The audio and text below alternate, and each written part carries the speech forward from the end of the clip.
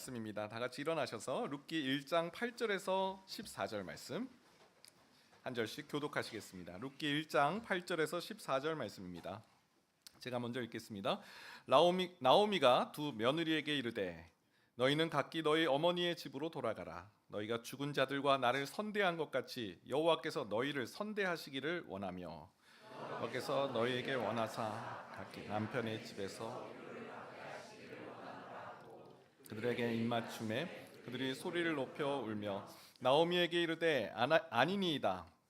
우리는 어머니와 함께 어머니의 백성에게로 돌아가겠나이다 하는지라. 돌아가라. 너희가 어찌 나와 함께 가려느냐? 내 태중에 너희의 남편 될 아들들이 아직 있느냐? 내 딸들아 되돌아가라. 나는 늙었으니 남편을 두지 못할지라.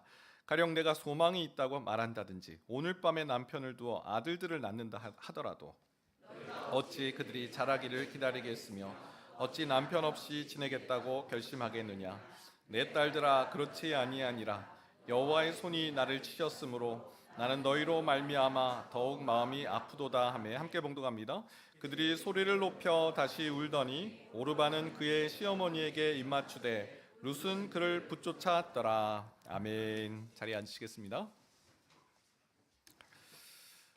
네, 5월은 가정의 달입니다. 오늘 5월 첫째 주 어린이 주일인데요. 가정마다 하나님의 은혜가 풍성하며 정말 하나님이 우리와 함께 하심이 막 그 기쁨과 감사가 절로 나오는 그런 오늘 가정의 달 어린이 주일 되시기를 주님의 이름으로 축원드립니다. 어떻게 하면 우리 가정에 하나님의 은혜가 풍성할 수 있을까? 특별히 다음 세대 자녀들에게 이 믿음의 전수가 이루어질 수 있을까? 모든 부모들이 소망하는 바고 또 기도의 제목인 줄 압니다. 오늘 본문 룻기 1장을 보게 되면 나오미의 가정이 나옵니다. 근데 이 나오미의 가정을 보면서 믿음을 전수하는 것이 이렇게 중요하구나.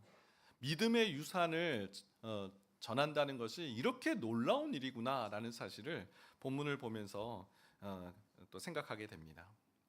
나오미가 나오고요. 이 나오미는 시어머니고 며느리 룻이 나옵니다. 이 며느리와 이 시어머니의 관계인데요. 이 나오미가 이 모압 여인이에요. 룻은 이방인입니다. 하나님을 알지 못하는 이 모압 여인에게 믿음을 전수해요. 신앙을 전수합니다. 그러니까요, 이 룻이요 일생일대의 결정, 그 선택을 해나가는 과정을 오늘 말씀에서 볼 수 있습니다. 어떤 선택을 하게 되냐면요, 룻기 1장 16절입니다. 룻이 이르되 내게 어머니를 떠나며 어머니를 따르지 말고 돌아가라 강권하지 마옵소서. 어머니께서 가시는 곳에 나도 가고 어머니께서 머무시는 곳에서 나도 머물겠나이다. 어머니의 백성이 나의 백성이 되고 어머니의 하나님이 나의 하나님이 되시리니. 룻이요 어머니를 떠나지 않겠다라고 말합니다. 어머니 그런 말 하지 마세요. 강권하지 마세요. 저는 어머니 곁을 떠나지 않을 것입니다. 어머니 곁을 머물 것입니다. 지금 나오미는요 어떤 면에서 며느리를 배려한 거예요. 당시 룻의 나이는 한 10대 후반으로 추산합니다. 이제 새로운 출발을 해라. 내 아들은 죽었다. 이제 너희는 나는 지금 시작할 수 없지만 너희는 충분히 지금 새로 시작할 수 있다. 그러니 돌아가라. 그런데요 이 룻이 돌아가지 않는다는 거예요. 저는 어머니를 모시고 살겠습니다. 그런데 이 일은 여러분 쉬운 일이 아니죠. 이 모압 여인이요 유대 지역 베들레헴으로 돌아가서 산다라는 것은 이게 보통 일이 아닙니다. 이 유대 사람들이 모압 사람에 대한 편견이 있었거든요. 룻기 2장을 보게 되면 룻이 이제 보아스의 밭에서 이렇게 막 이삭을 줍잖아요. 그러니까 보아스가 아주 호의를 베풀어요. 너 다른 데 가지 말고 여기서 이삭을 주어. 그리고 목이 마르면 여기서 물을 마셔. 많은 배려를 합니다. 그랬더니 이 룻이요 나는 이방 여인이거늘 어찌 나에게 이런 호의를 베푸십니까? 라는 그런 말을 해요. 자기도 아는 거예요. 내가 저 베들레헴에 가면 힘들다는 것을, 연로한 어머니를 모시고 산다는 것은 이게 보통 일이 아니라는 것을 각오하고 있어요. 심지어 그는 목숨까지 걸고 있습니다. 룻기 1장 17절을 보게 되면요 어머니께서 죽으시는 곳에서 나도 죽어 거기 묻힐 것이라. 만일 내가 죽는 일 외에 어머니를 떠나면 여호와께서 내게 벌을 내리시고 또 내리시기를 원하나이다 하는지라. 지금 룻이 목숨 걸고 어머니 따라가겠다라는 말이에요. 도대체 어떤 일이 왜? 룻은 이런 선택을 어떻게 하는 거예요? 우리는 인간적인 호의라고 생각할 수 있어요. 야, 룻이 효심이 지극하네. 여러분, 효심으로는 이것을 풀어갈 수 없어요. 동서인 오르바라는 사람이 있는데 그도 아주 효심이 지극했어요. 하지만 너 그렇게 나와 따라가면 너는 이제 너무 많은 희생을 한다라는 그 말에 오르바는 동서는 돌아갔어요. 인간적인 호의, 인간적인 어떤 효심으로 이 어머니를 따라가려고 하면 그 희생 앞에서는 무너질 수밖에 없어요. 룻이 어머니를 따라간다는 것은 인간적인 효심이 아니에요. 그는 어머니의 백성 되기를 원한 거예요. 어머니의 백성이 나의 백성 되길 원합니다. 어머니의 하나님이 나의 하나님 되길 원합니다. 룻이요, 신앙을 전수받았어요. 라오미에게. 저는 하나님의 백성이 되겠습니다. 마치 그 여리고성의 라합을 좀 연상해야 되죠. 이 라합이 이 하나님에 대한 소식을 듣고 하나님 백성 되기를 원했잖아요. 그래서 그 여호수아의 군대의 문을 열어주잖아요. 하나님 백성 되기를 바라는 룻, 하나님이 나의 하나님 되기는, 어머니의 하나님이 나의 하나님 되기를 원하며 그는 자신의 목숨을 걸고 그 선택을 한 겁니다. 신앙이 있었다는 거죠. 믿음의 전수가 이루어졌을 때 그는 베들레헴으로 따라갈 수 있었습니다. 여러분, 우린 이 이후의 일을 잘 알고 있어요. 하나님께서 이 룻을 얼마나 축복하셨냐면요, 놀랍게도 이 모압 여인이요, 예수님의 족보의 반열에 올라갑니다. 보아스와 결혼을 하고 아들을 낳는데 그 이름이 오벳이에요. 오벳이 누굽니까? 이새의 아버지. 이새가 누굽니까? 다윗의 아버지. 다윗의 할아버지를 출산하게 돼요. 또 나오미도 아주 그 가정에 놀라운 축복을 받게 되죠. 나오미가 룻을 신앙으로, 믿음으로 전수했더니 하나님께서 이 가정에 복을 주셔서 그 모압 여인, 남은 것이 아무것도 없는, 고향 땅에 돌아가도 아무것도 없는 그러한 가정이 하나님의 놀라운 그런 축복의 가정으로 하나님께서 변화시켜 주셨다라는 것이죠. 믿음의 유산을 남긴다는 것은 이렇게 중요하고 좋은 일이라는 것을 배우게 됩니다. 자, 나오미는 어떻게 이 룻에게 믿음의 유산을 남겼을까요? 오늘 이 말씀을 통해서 우리의 가정에도 이 믿음의 유산, 신앙의 전수가 이루어지는 복된 가정 이루어 가시기를 축원드립니다. 자, 나오미의 믿음의 유산 첫 번째는요, 관계의 문을 열라입니다. 관계의 문을 열어라. 자, 나오미는 믿음의 유산을 남겼어요. 룻에게, 이 며느리에게 이 신앙, 하나님을 전수해 줬어요. 그런데요, 주목해야 될 것은 나오미가 룻에게 자, 지금부터 받아줘봐. 대초에 적어. 하나님이 적어. 이런 식으로 하지 않았어요. 신앙의 언어를 먼저 가르치지 않았어요. 관계로 먼저 다가갔다라는 겁니다. 룻기 1장 8절을 먼저 보겠습니다. 룻기 1장 8절 같이 읽어보겠습니다. 시작. 나오미가 두 며느리에게 이르되 너희는 각기 돌아가라. 너희가 죽은 자들과 나를 선대한 것 같이 여호와께서 너희를 선대하시기를 원하며. 자, 나오미가 두 며느리에게 말합니다. 너희는 각기 너희 어머니 집으로 돌아가라. 배려하는 거예요. 너 이제 새로운 출발해라. 그런데요, 그 다음 말을 보면요, 너희가 죽은 자들과 나를 선대한 것 같이라는 말을 해요. 죽은 자들이 나오네요. 이 죽은 자들이 누굴 말하는 걸까요? 나오미의 두 아들을 말하죠. 이 기럨과 말론이라는 이 두 아들이에요. 두 아들을 잘 섬겨준 것, 선대한 것에 대한 표현을 하고요. 또 나를 선대한 것 같이, 선대라는 말은 행동을 취하다, 잘 섬겼다, 그런 의미이죠. 근데 좀 이상합니다. 나오미가 왜 내 아들을 잘 섬겨줘서 고마워, 나를 잘 돌봐줘서 고마워라고 말하지 않고 죽은 자들을 잘 섬겨준 것, 죽은 자들에게 선대를 베푼 것이라는 굳이 그런 표현을 썼을까요? 이건 배경이 있는데요, 구약학자 캠벨이 이 부분을 이렇게 설명합니다. 당시 고대 문화에서 사실상 두 아들이 죽었을 때 나오미와 이 며느리 간의 사회적인 관계는 끊어져 버렸다라는 거예요. 다시 말해서 모압 이 며느리들이 이 외국인, 모압 입장에서는 외국인이잖아요. 외국인 시어머니를 봉양하고 그 곁을 지키면서 책임을 져야 될 의무가 없어졌다라는 거예요. 그럼에도 두 며느리가 홀로 된 시어머니 곁을 떠나지 않았다라는 것. 죽은 자들에게 선대한 것, 죽은 자들에게 선대한 것은 그 표현인 거예요. 너희가 이렇게까지 할 이유가 없고 이것에 대해 책임을 질 이유가 없음에도 불구하고 선대를 베푼 것에 대한 감사, 그 표현을 지금 이 단어에서 쓰고 있다라는 것이죠. 너희가 이 죽은 자들, 남편을 잘 섬겨준 것, 또 나를 섬겨준 것이 정말 고맙구나. 하나님께서 너희가 나를 선대해 준 것처럼 하나님께서도 너희를 선대해 주기를 원하노라 라는 말을 하고 있어요. 그는 신앙의 언어, 하나님께서 너희를 축복해 주기를 원하노라 라는 이 말 앞서서 그 말 전에 너희가 나를 잘 섬겨준 것이 정말 고맙구나 라는 그 표현을 하고 있다는 것이죠. 여러분, 우리는 이 신앙의 전수를 할 때 마음이 급해요. 그렇죠? 도망가니까 옆에 앉아있지를 않으니까. 그러니까 막 집중해서 빨리 뭘 전해야 되니까 막 듣든지 아니 듣든지 막 귀는 자는 들을지어다 막 이런 심정으로 그냥 막 쏟아냅니다. 여러분, 이 복음 전수가요 그렇게 이루어지는 게 아닌 거죠.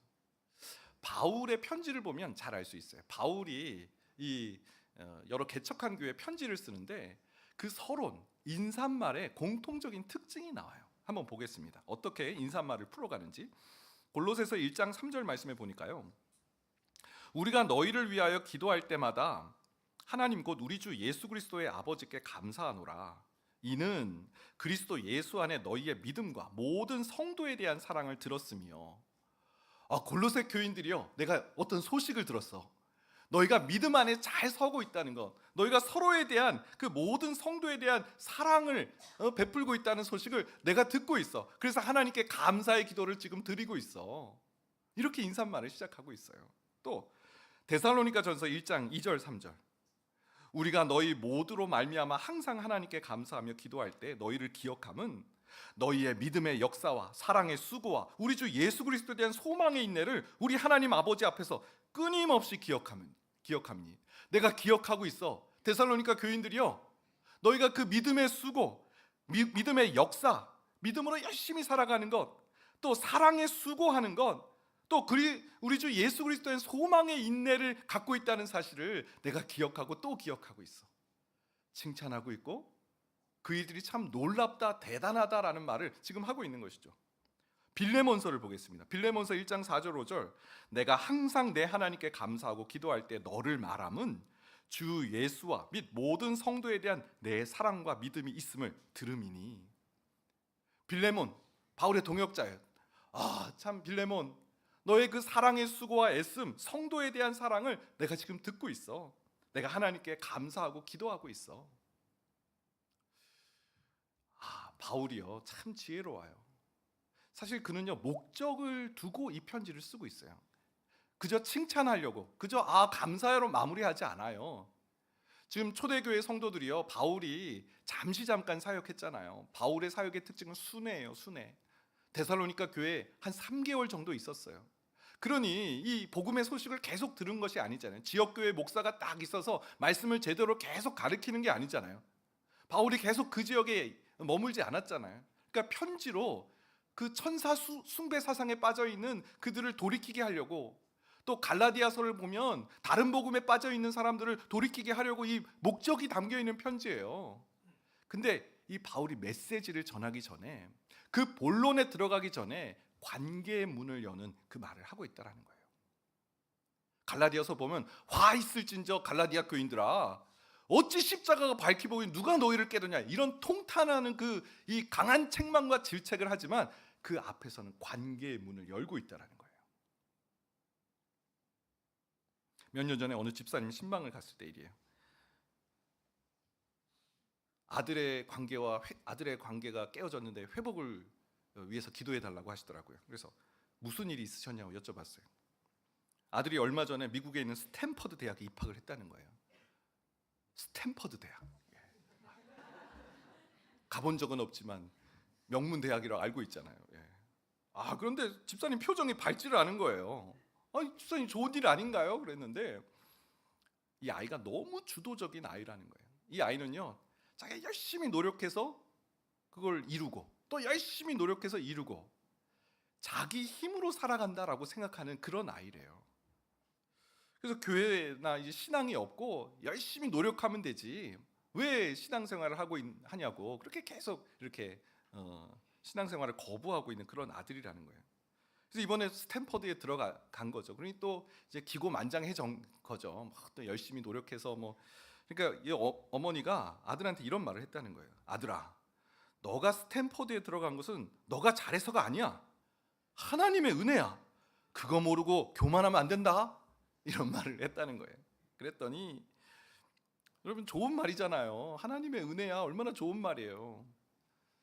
네, 여러분 우리가 좋은 말 좋아하진 않습니다. 네. 좋은 말도 준비가 돼야 좋은 말이 들리잖아요. 이 아들이 소화가 안 된 거예요. 어머니가 도와주셔서 제가 스탠퍼드 들어갔다면 제가 그거 받아들일 수 있어요. 어머니 저 도와주셨으니까요. 물질로 도와주셨고 등록금도 내주셨고 제가 공부할 수 있는 환경도 제공해 주셨죠. 그런데 제가 보지도 못한 하나님께서 나를 도와주셨다면 저 그거 수긍할 수 없어요. 받아들일 수 없어요. 어머니 그런 말 하지 마세요. 튕겨져 나갔다는 거예요. 어떻게 하면 좋아요? 신방 때 얘기를 하시는 거죠. 이 아들이 듣고 싶었던 말이 무슨 말일까 생각해 보았어요. 여러분 이 아들이 듣고 싶은 말은 뭐였을까요? 너 교만하면 안 돼. 다 하나님의 은혜야. 아니잖아요. 이 아들이 듣고 싶은 말은 너 정말 애썼구나. 너 정말 수고했구나. 엄마 너무 기쁘다. 이 말, 이 관계를 여는 그 한마디 말을 했더라면 그 다음에 무슨 말을 하더라도 아마 그 아들은 들었을 거예요. 여러분 그런데요, 뭐 저도 마찬가지더라고요. 지금 목사이다 보니까요, 해주고 싶은 말이 너무 많아요. 성경을 보면요, 야 이거 아들에게 해주면 딱 좋겠네. 막 신앙의 언어가 무궁무진한 거예요. 그래서 이제 집에 들어가서 이 아들한테 이거 얘기를 해줘야지 하고 방문을 열고 들어가면 이 아들이 방문을 열고 나가버려요. 그래서 아들의 침대에 혼자 덩그러니 앉아서 언제 들어오지? 왜 나갔지? 그런 때가 참 많았어요. 그래서 하루는 얘가 왜 이렇게 나를 밀쳐내나? 왜 내 가까이 있지 않지? 궁금해서 물어봤어요. 아들아, 아빠는 너의 응원대장이야. 아빠는 너를 무슨 일을 하더라도 아빠는 너를 후원할 거야. 아빠는 너를 위해서 뭐든지 할 준비가 되어 있어. 그랬더니 전혀 믿기지 않는다는 표정으로 한마디를 하더라고요. 아버지, 왜 이제 오셨어요? 너무 늦으셨잖아요. 저는 그게 처음에 무슨 말인지 몰랐어요. 내가 너무 밤에 와가지고 너무 늦게 이 아들에게 와서 자려고 하는데 왜 방해하냐 그런 말이 아니더라고요. 알고 보니까 이 아들이요 저를 기다렸더라고요.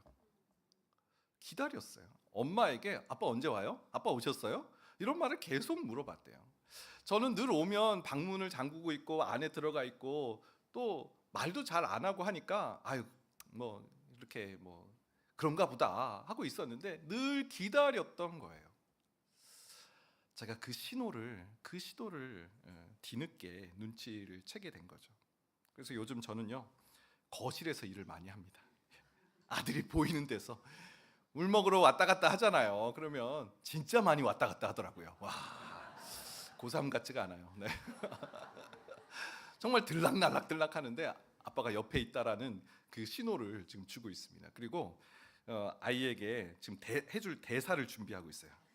고마움을 표현하는 말. 아들, 너가 태어났을 때 아빠는 그날의 감격을 잊을 수가 없어. 현재는 아니에요. 과거를 기억해야죠. 예. 그 창조의 경이 그걸 알려줘서 너무 고맙다. 너가 태어났을 때 그 아빠는 그 감격 그걸 잊을 수가 없어. 그리고 아빠가 한때 믿음이 흔들렸잖아. 요나가 정말 물고기 뱃속에서 살아날 수 있었을까? 그때 너가 해준 말, 하나님이시면 못하시는 게 없으시잖아요. 그 7살 8살 때 아빠한테 했던 그 말이 아빠를 살렸어 하면서 그 고마운 말을 지금 많이 준비하고 있어요. 연구하고 있어요. 여러분 오늘 생활 과제를 드리겠습니다. 지금은 아니라도 지금은 안 보이더라도 그 아이로 인해서 기뻤던 적이 너무 많잖아요. 아이에게 너무 이 고마움을 표현할 말이 많아요. 그 고마움을 표현하는 거예요. 신앙의 언어 전에, 신앙의 언어, 그 믿음의 전수 전에 관계의 문을 열었다는 것. 나오미가 죽은 자들을 선대해 준 것, 또 나를 선대해 준 것, 하나님께서 너희들을 그렇게 선대해 주기를 원하노라. 이 관계적 언어를 먼저 해나가는, 자녀들에게 고마움을 표현하는 모든 성도 되시길 축원드립니다. 자, 두 번째는요. 자, 나오미가 어떻게 신앙 전수를 이렇게 잘했는가? 떠나보내는 사랑을 했다라는 거예요. 떠나보내는 사랑. 나오미는 이 자녀를, 이 며느리를 손에 막 품고 내 영향력 안에서 막 가두어 두려고 하지 않았어요. 계속해서 말하는 것, 떠나라. 8절 말씀에 보면요, 너희는 각기 너의 어머니 집으로 돌아가라. 또 룻기 1장 11절 말씀에 보면 나오미가 이르되 내 딸들아 돌아가라.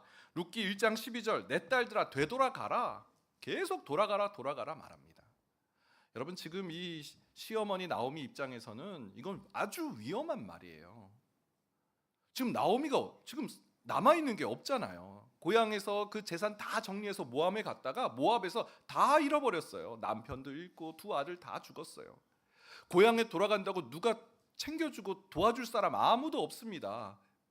나오미의 살 길은 두 며느리가 제공한 노동력, 그거 외에는 보장된 게 없어요. 살 길이 없는 거예요. 근데 그 두 며느리를 돌아가라 돌아가라라고 말하는 것, 이게 어찌 쉬운 일이겠습니까? 어떻게 나오미가 이런 말을 할 수 있습니까?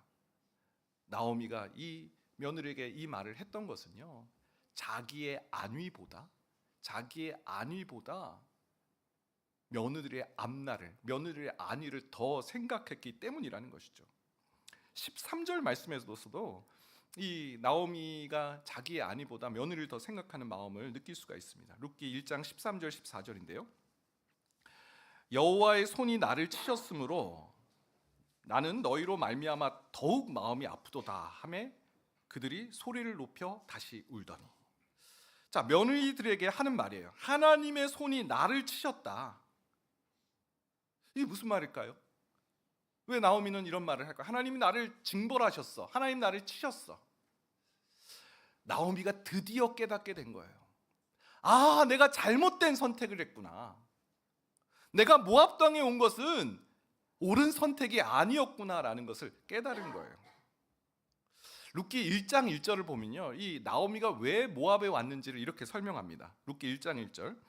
사사들이 치리하던 때 그 땅에 흉년이 드니라. 유다 베들레헴의 한 사람이 그의 아내와 두 아들을 데리고 모압 지방에 가서 거류하였는데.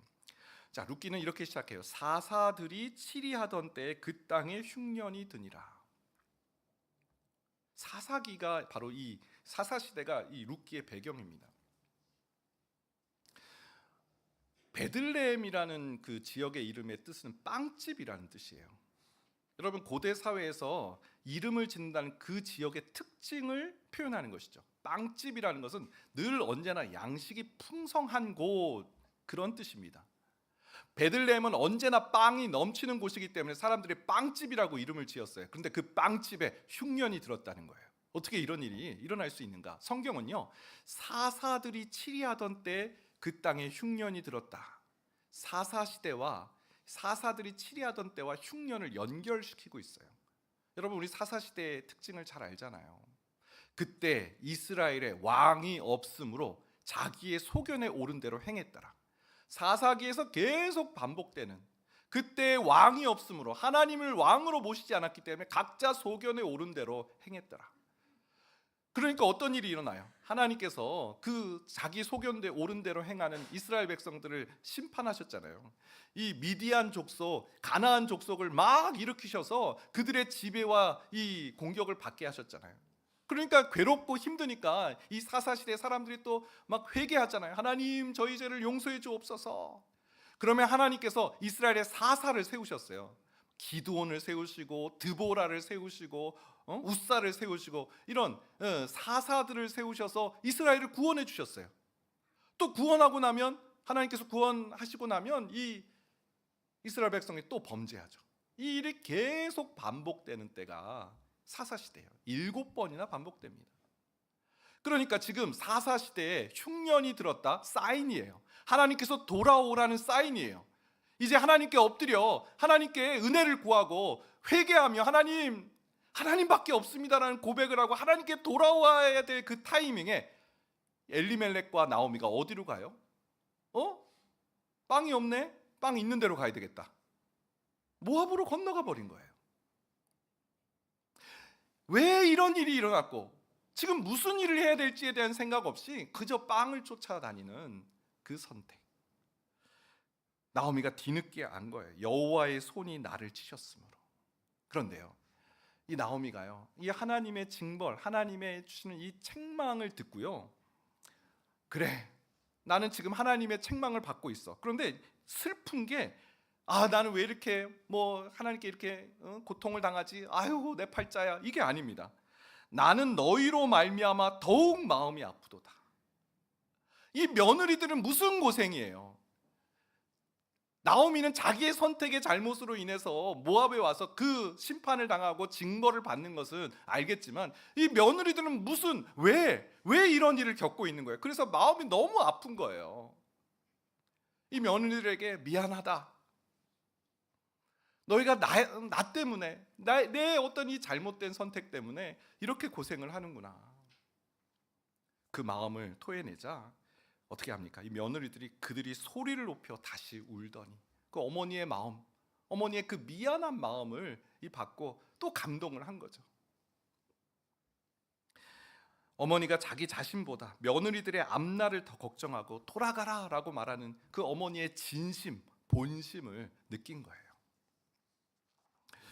여러분, 저는 그 결혼식 주례를 할 때 신랑 신부에게도 권면의 말씀을 하지만 이 혼주 되신 부모님에게도 당부의 말씀을 드릴 때가 있습니다. 자녀를 잘 떠나 보내시라라는 그런 말씀을 드려요. 여러분, 가정에 이런 갈등, 부부간의 갈등의 많은 부분이 우리가 잘 알고 있듯이 이 부모와의 관계 때문에 부부간의 갈등이 많이 생기는 걸 볼 수 있습니다. 부모의 의존도가 높은 가정은요, 부부간의 의존도가 상대적으로 낮다는 것이죠. 부부가 서로 의존하고 부부가 서로 의지하면서 풀어가야 될 문제를 부모에게 의존해서 풀어가니 이 부부간의 관계에 금이 생기는 것이죠. 여러분, 가정이 바로 서려면 부부가 서로 연합해야 되죠. 부모로부터 떠나야 된다라는 겁니다. 창세기 2장 24절 말씀이 이 사실을 잘 말씀해 주고 있죠. 이러므로 남자가 부모를 떠나 그의 아내와 합하여 둘이 한 몸을 이룰지로다. 아내와 합하여 한 몸을 이루는 그 전제가요, 남자가 부모를 떠나는 거예요. 떠날 때 비로소 연합할 수 있다는 것이죠. 그런데 요즘은 잘 떠나지 못합니다. 자녀도 떠나지 못하고 부모도 자녀를 못 떠나요. 내가 어떻게 키운 자식인데, 내가 어떻게 키운 딸인데, 이 자녀에 대한 이 소유의식, 강한 그 소유의식이 계속 간섭하고, 너 그거 왜 그랬어? 왜 김서방은 그거 왜 그렇게 얘기해? 막 하면서, 김서방은 그냥 나온 말입니다. 네. 네. 막 영향력을 행사하고 하려고요. 여러분, 그런데요, 알잖아요. 그렇게 계속 영향력을 행사하고 그런 어떤 결정권을 막 행사하려고 하는 그 결과 부부간의 관계는 깨지고요, 그 고통이 고스란히 부모에게 돌아온다는 사실을. 그래서 부모는요, 선을 그어야 돼요. 자녀도 선을 그어야 돼요. 만약에 자녀들이 도움을 청할 때도 있죠. 이거 어떻게 하면 좋을지 모르겠어요. 그러면 이렇게 얘기해 주셔야 돼요. 너희 부부가 의논하고 결정해라. 조언은 해줄 수 있지만 그 결정의 주체는 너희 부부다. 너희 부부가 결정해. 내가 조언해 줄 수는 있어. 하지만 결정은 너희가 하는 것이다. 너희 부부가 잘 상의해서 결정해라. 부모도 그 선을 넘어서 자녀에게 가지 않고 자녀도 그 선을 넘지 않도록. 여러분, 나오미의 이 두 며느리는요, 시어머니가 나를 존중해 주는구나, 내 앞날을 정말 생각해 주는구나, 이렇게 선을 넘지 않고 자녀를 존중해 줄 때 이 자녀들은 이 존중감을 받게 되죠. 떠나보내는 사랑, 떠나보내는 사랑이죠. 여러분, 고린도전서 13장을 보면 사랑은요, 자기의 유익을 구하지 않는 거라고 했습니다. 자기의 유익을 구하지 않는 것이 사랑이라고 하셨어요. 나오미 입장에서 지금 당장 나한테 잡을 수 있는 끈이 며느리밖에 없는데 기꺼이 며느리를 떠나보내는 이 떠나보내는 사랑. 그랬더니 오히려 그 며느리들의 그 마음에 감동이 있었고 절대로 떠나지 않겠습니다라는 그런 가정의 하나됨과 연합을 이루었다는 이 사실 기억하면서요, 우리 자녀를 어떻게 떠나보낼 수 있는지, 그리고 떠나보내는 사랑의 실천이 무엇인지 또 배우고 이를 실천해 나가는 성도 되시길 축원드립니다. 자, 마지막 세 번째는요, 하나님만 의지하기입니다. 하나님만 의지하기. 나오미가 준 믿음의 유산, 하나님만 의지하라라는 것입니다. 여러분, 자녀를 키우다 보면요, 참 내 마음대로 안 되는구나. 나는 정말 호의로 이 자녀를 위해서 정말 순수한 마음으로 이 자녀들을 양육하려고 해도 이 자녀가 내 뜻대로 안 되는구나 하는 걸 많이 느낍니다. 그래서 많이 절망해요. 제 기대감이 너무 높은 것일 수도 있겠죠. 목회자 자녀 하면 뭔가 좀, 저도 그런 경험이 없는데 저희 아버님이 목회자가 아니니까. 근데 근데 최근에 사무엘상 말씀을 보면서 아주 은혜를 받았습니다. 이 사무엘상 말씀을 보면 이 사무엘의 두 자녀 이야기가 나오는데, 사무엘의 두 자녀가요, 재판을 할 때 뇌물을 받고 막 그랬대요. 그래가지고 이 장로들이 와가지고 이제 사무엘이 두 아들을 사사로 세웠는데 그 사사 말고 왕을 우리에게 세워주십시오, 그렇게 막 들고 일어나는 장면이 나와요. 그걸 보면서 너무 위로를 받았어요. 사무엘도 이랬구나. 아니, 사무엘이 얼마나 참 위대한 사사이고 또 최초의 선지자이자 마지막 사사가 사무엘이잖아요. 그런데 이 사무엘에게도 자녀 양육이 쉬운 게 아니었다라는 거예요. 또 있나? 찾아봤어요. 히스기야. 여러분, 히스기야는요, 제2의 다윗이라고 불린 사람이에요. 성전 개혁 막 이루었고요, 이스라엘 전역에 있는 우상들 다 회파했던, 다 무너뜨렸던, 허물었던 그런 왕입니다. 그의 아들 므낫세, 세상에 이런 악한 왕은 없었더라. 막 아버지가 다 허문 산당들 다시 다 만들었어요. 또 위로를 받았어요. 야, 이게 내 힘으로 되는 게 아니구나. 이거 내 책임이라고 생각했고 내가 못해서라고 생각했는데 성경에 사무엘이 잘 못했더라, 히스기야가 자녀 양육을 엉망으로 했다더라, 이런 말씀 없잖아요. 그러니까 이 자녀가 잘 믿음 안에 거하는 것은 내 힘, 어떤 부모의 어떤 능력에 있지 않다라는 거예요. 하나님께서 그러한 책임을, 그러한 능력을 우리에게 주신 적이 없어요. 자녀를 내 뜻대로, 내 마음대로 바꿀 수 있는 능력을 부모에게 주신 적이 없으세요. 우리는 무력해요. 자녀를 바꿀 수 있는 힘이 없어요. 우리는 그 사실을 인정해야 돼요. 우리는 자녀들의 필요를 다 채워줄 수 없다, 자녀를 바꿀 수 없다라는 이 한계와 이 무능에 대한 고백을 인정해야 돼요. 오늘 나오미가 그걸 인정하고 있습니다. 1장 12절 말씀 보니까요, 나오미가 이르되 내 딸들아 돌아가라, 너희가 어찌 나와 함께 가려느냐, 내 태중에 너희 남편 된 아들들이 아직 있느냐. 이건 고대사의 형사 취수제를 배경으로 합니다. 당시에 여인들은 경제적 활동을 할 수 없었어요. 남편이 죽으면 당장에 이제 극빈 상태가 돼버리죠. 막 이제 굶어 죽는 일이 벌어지는 거예요. 경제적 활동을 할 수 없기 때문에. 그래서 형이 죽으면 이 형수를 취해서 이제 대를 낳고 경제적인 그런 도움을 주는 그런 제도가 형사 취수제예요. 그러니까 지금 나오미의 두 아들이 다 죽었잖아요. 이 며느리들에게 남편을 줘야 되는데 난 지금 아들이 없다, 난 너희에게 남편을 줄 수가 없어, 지금 그 얘기를 하고 있는 거죠. 또 룻기 1장 12절 말씀, 내 딸들아 되돌아가라, 나는 늙었으니 남편을 두지 못할지라. 남편을 얻어서 다시 아들을 낳아야 되는데, 그래야 이 두 며느리에게 희망이 있는데 난 남편도 없다, 난 너에게 제공해 줄 수 있는 것이 아무것도 없다라는 그 무력감, 아무것도 해줄 수 없다라는 그 고백을 이 딸들에게 하고 있는 거예요. 여러분, 그런데요, 이 나오미의 무력감은 그냥 절망으로 끝나지 않았어요. 그 다음 구절을 보면요, 9절 말씀인데요, 룻기 1장 9절 말씀.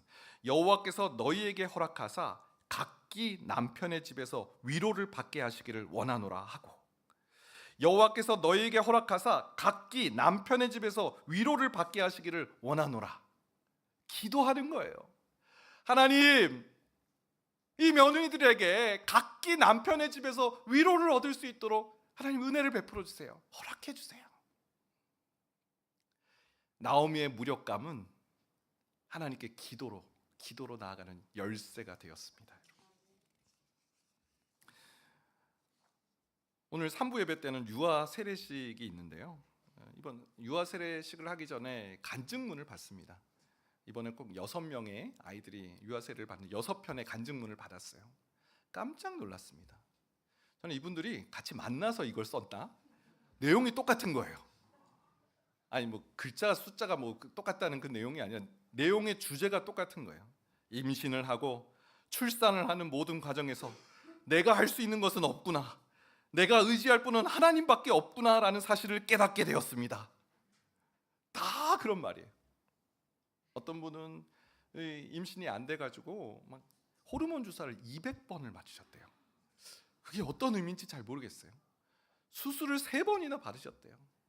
또 아이가 태어났는데 또 희귀 질환이 또 막 생겨서 막 그 사연이 없는 가정이 없더라고요. 이 과정을 통해서 내가 할 수 있는 것이 없구나, 내가 의지할 분은 하나님밖에 없구나라는 그 고백을 하나님께 올려드릴 수밖에 없습니다. 여러분, 우리의 무력감, 우리의 무기력은요, 절망이 아닙니다. 하늘 문을 여시는 하나님께서 우리의 기도를 들으시고 하늘 문을 여시고 하나님의 역사의 통로가 될 줄 믿습니다. 최근에 그 한 집사님께 기쁜 소식을 전해 들었는데요, 예전에도 한번 설교 때 소개해드렸던 가정입니다. 이 집사님의 외아들이 있는데요, 어떻게든 이 외아들 믿음을 갖게 하려고 뭐 가진 방법을 다 동원했어요. 심지어 막 용돈을 주면서까지 예배드려라 막 그런 방법을 취했는데 뭐 안 듣는 거예요. 이 아들이 음악을 좋아해요. 막 실용음악 이런 쪽으로 이제 전공을 하고 있는데, 그러니까 찬양을 계속 보낸 거죠. 유튜브 찬양을 보낸 거예요. 그랬더니 아들이 이런 거 보내지 마세요, 저 이거 안 볼 거예요, 유튜브 알고리즘 흐트러져요 막 하면서 그 아들이에요, 그 아들. 몇 주 전에 기쁜 소식을 전해주셨습니다. 목사님, 어제 아들이 예수님을 만났나 봐요. 요즘 좀 여러 가지로 힘든 상황인데 자리에 앉아서 기도를 시작하자마자 울더니 예배 시간 내내 울더라고요. 아들은 이제 진짜 매달릴 곳은 예수님밖에 없다는 생각이 들었고 기도를 시작하자마자 눈물이 났다고 하네요.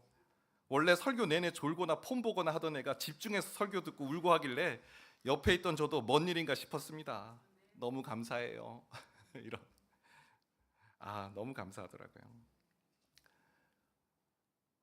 이 애를 어떻게 하지? 막 무기력해서 온갖 방법을 다 동원해 봤지만 안 되더라는 거예요.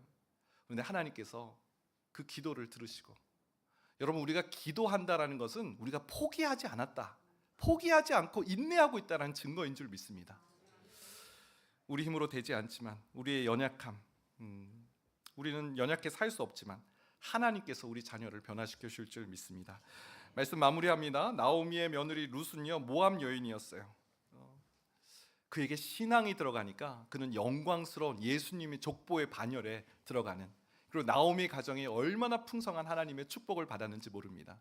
신앙의 전수는 그래서 놀라운 일이고 중요한 일이고 하나님의 영광을 기대하는 일인 줄 믿습니다.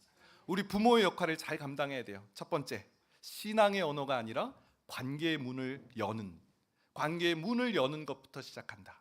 두 번째, 자기의 유익을 구하지 않고 떠나보내는 사랑을 한다.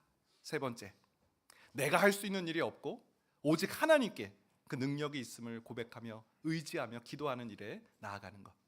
그럴 때 우리 가정에 하나님께서 놀라운 일들을 또한 이루어 가실 줄 믿습니다.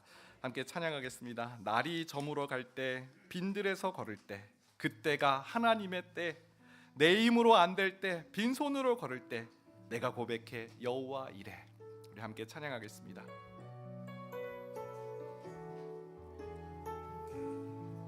날이 저물어 갈 때, 날이 저물어 갈 때, 빈들에서 걸을 때, 그때가 하나님의 때. 내 힘으로 안 될 때, 빈손으로 걸을 때, 내가 고백해 여호와 이래. 주가 일하시네, 주가 일하시네, 주가 일하시네. 주께 아끼지 않는 자에게 주가 일하시네, 주가 일하시네. 신뢰하며 걷는 자에게. 우리 모인 이곳에 주님 함께 계시네. 우리 내 아버지 은혜. 작은 떡과 물고기 내 모든 걸 드릴 때 모두 고백해 여호와 이래. 주가 일하시네, 주가 일하시네, 주가 일하시네. 주께 아끼지 않는 자에게 주가 일하시네, 주가 일하시네. 신뢰하며 걷는 자. 주가 일하시네, 주가 일하시네, 주가 일하시네, 주가 일하시네. 주께 아끼지 않는 자에게 주가 일하시네, 주가 일하시네. 신뢰하며 걷는 자에게. 말씀 기억하며 기도하며 나가겠습니다. 하나님, 자녀에게 해줄 수 있는 것이 없습니다. 하나님이 다 커버렸고요, 이제 말도 듣지 않습니다. 다가가면 멀어지고 왜 이제 왔냐고 그렇게 말합니다. 주님, 제가 많이 늦었다는 것 알게 하시니 감사합니다. 하지만 포기하지 않고 이제부터라도 기도하며 나아갑니다. 하나님을 의지합니다. 하나님, 그럴 때 하나님께서 문을 여시고 기적을 베풀어 주실 줄 믿습니다. 나오미가 할 수 있는 것이 아무것도 없었지만, 그가 할 수 있는 거라고는 그저 되돌려 보내는 것 뿐이었지만, 하나님께서 그 마음을 아시고 그 기도를 들으시고 나오미의 가정에 풍성한 하나님의 은혜를 베풀어 주셨던 하나님, 이 기적의 역사가 우리 가정 가운데도 동일하게 일어나게 하여 주옵소서. 관계의 문을 여는 말을 하게 하시고 내 유익보다 떠나보내는 사랑을 실천하는 부모가 될 수 있도록 도와주시옵소서. 이 기도 제목으로 주여 한번 해주시고 기도하며 나가겠습니다. 주여,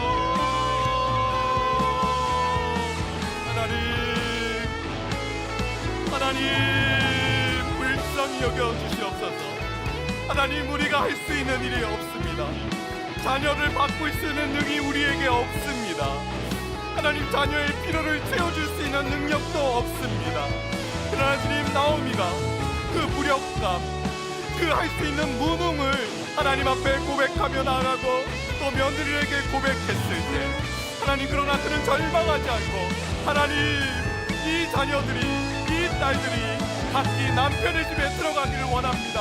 남편의 집에서 위로를 받기를 원합니다라고 간구하며 기도했던 것처럼 하나님, 기도의 줄을 놓지 않게 하여 주옵소서. 자녀를 축복하는 그 축복의 기도를 놓지 않게 하여 주옵소서. 하나님, 우리가 기도할 때 그것은 포기하는 것이 아니라 인내하는 것인 줄 믿습니다. 주여 도와주시옵소서.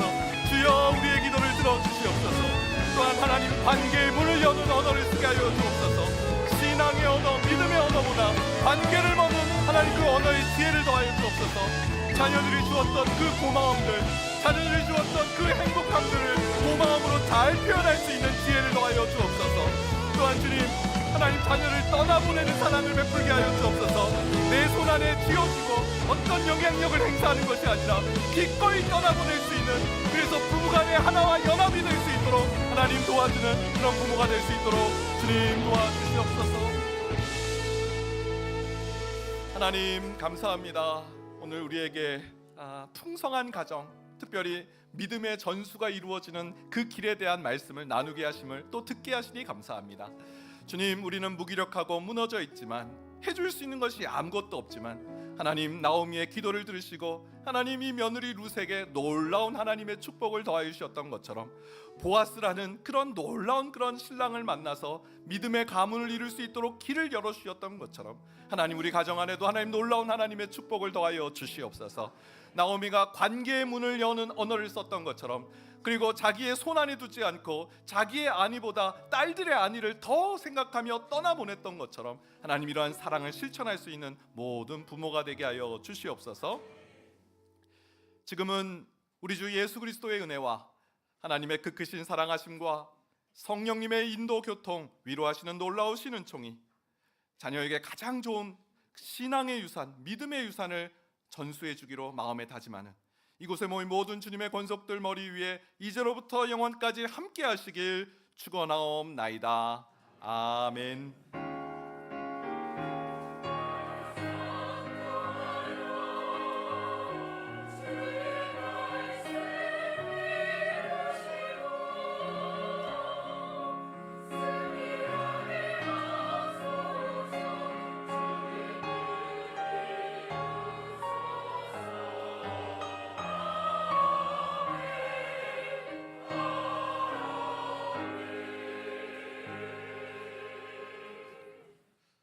모든 예배를 마쳤습니다. 한 주간 동안도 주님과 동행하며 승리한 삶 사시기를 주님의 이름으로 축복합니다.